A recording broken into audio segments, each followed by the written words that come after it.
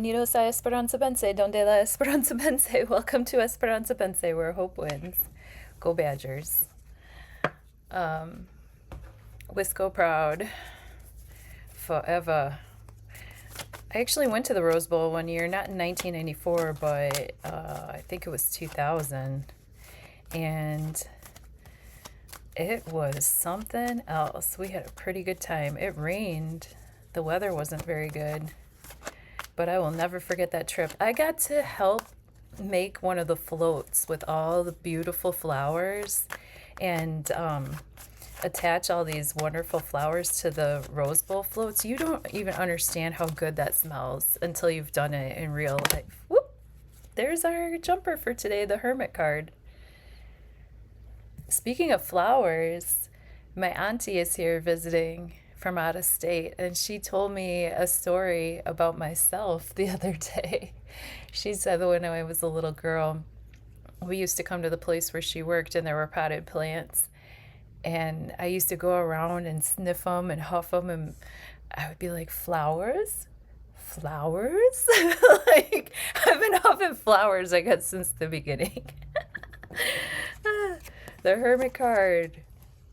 This is a solo journey. This is having to retreat, maybe not feeling as social, maybe not feeling like talking so much, maybe feeling like doing your own research on your own time and finding your own enlightenment in solitude. This is not a card of necessarily partnering up, teaming up. The nines are usually cards of independence in the tarot. This is a solo journey, whether we're worrying about something with the swords, whether we're, in the garden with the pentacles, whether, we're defending our high ground in the wands, or, whether we're having our wishes come true in the cups. That's always just us, right? The reverberation doesn't really spread further unless we choose for it to. And in the Hermit's case, they are getting their enlightenment on their own in quiet. However, when they want to, they can always come down off the mountain and bring that light to the community if they feel like being a teacher. So that could be an invitation with this Virgo. Oh, that's a Virgo card too, because it's kind of like, withholding yourself. So there's that element of service, but also service because I withheld my own desires so that I could be of service or gain my enlightenment and decide how I'm going to use this earned wisdom in reality. All right.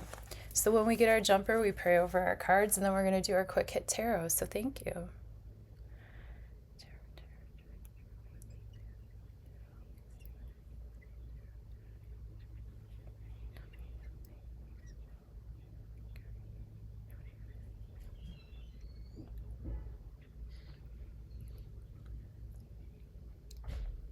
Okay, we're pulling in the energies for the 25th of August, 2025. It's my friend Jacob's birthday. Holla, holla. Happy birthday. My brother, near past, present tense, near future. Interesting. And by the way, there's really never been a better time. Maybe it'll just get better and better. I don't know what these eclipses are going to bring, but I have been having instance after, maybe it's because I come here every day and we fine tune our free will and intuition together, right? Let me know in the comments if you're having this happen with more frequency since we've been building this muscle together. But I was bartending the other day, and literally, like, I would say something and then it would happen, or I would mention a person and they would walk through the door, or like, it was crazy. Like, for some reason, I turned on like Mexican Smurfs, literally like Spanish speaking Smurfs, Los Pitufos, shout out Los Pitufos. Esa música, papá Pitufo. Me parece que es. Síganme, pitufitos. Es lo que pensé. Es el vendedor ambulante mágico. Y cuando pasa por el bosque, generalmente significa problemas para los pitufos. But yeah, and then like Spanish speaking customers came in. Like, it's not that odd that any of those things would happen in and of themselves, but it's just funny that like everything I did almost brought an immediate answer, and a humorous one at that. So keep your eyes peeled for what you say and what magic you're speaking, what magic you're making with your hands. Virgo is ruled by the planet Mercury, and Mercury is our hands, what's nearby us, how we create energy and how we create magic through our hands, through our words, what we speak into reality in little and big ways. But Virgo deals with small steps, daily habits that lead to bigger results. So with that new moon in Virgo at 0 degrees, you can check the KWIK HITS Tarot for Friday the 22nd, and also check our Moon Tarot playlist. And also, please like, share, and subscribe. It would be great to see you here again sometime. And if you want to tell your friends, we meet every day, Monday through Friday, and then I do new and full moon readings to sort of supplement the vibes that we might be getting through, you know, all kinds of sources. We check the Weather Channel, we check,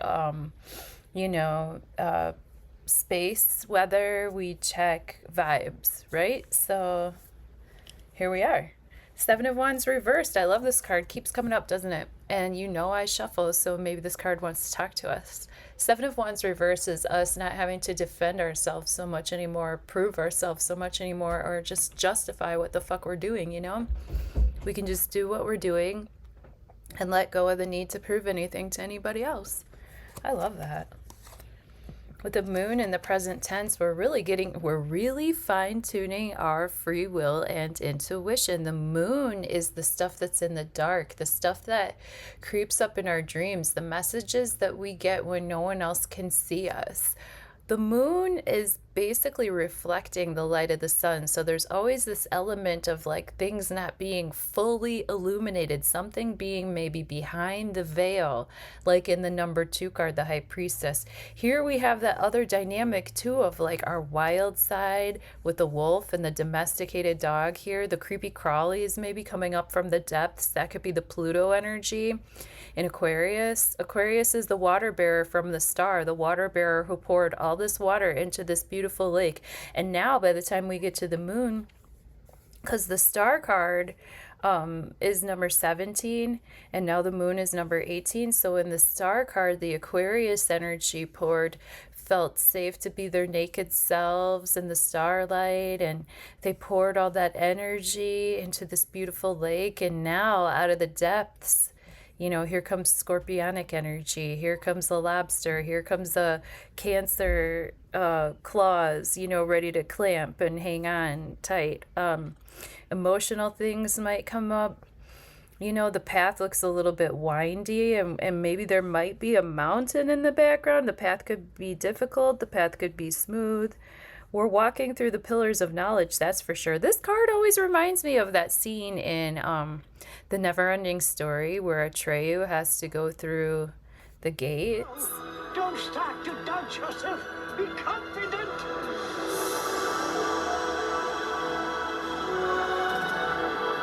confident. Be confident.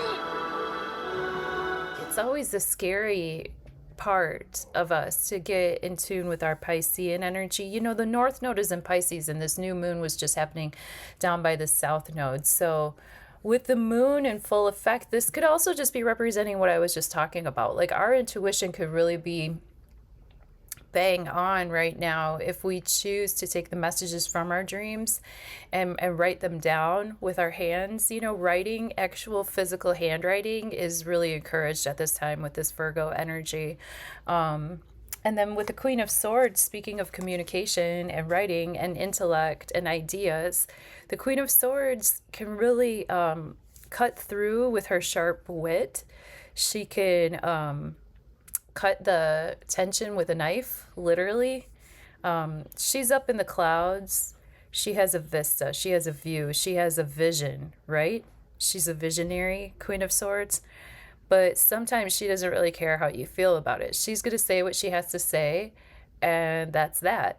You know, you either love it or you hate it, but she's not lying.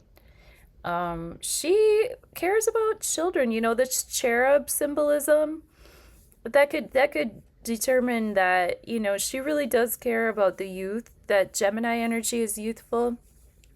Uranus is in Gemini. That could mean that we could change our minds a little bit more easily, or we could just be like mind fucked really quick and be like, oh no, you know, or holy moly, that's the information I needed this whole time. Okay, all systems go. We could be surprised, but we could get ahead of this and make ourselves have some exercise to be a little bit more mentally flexible.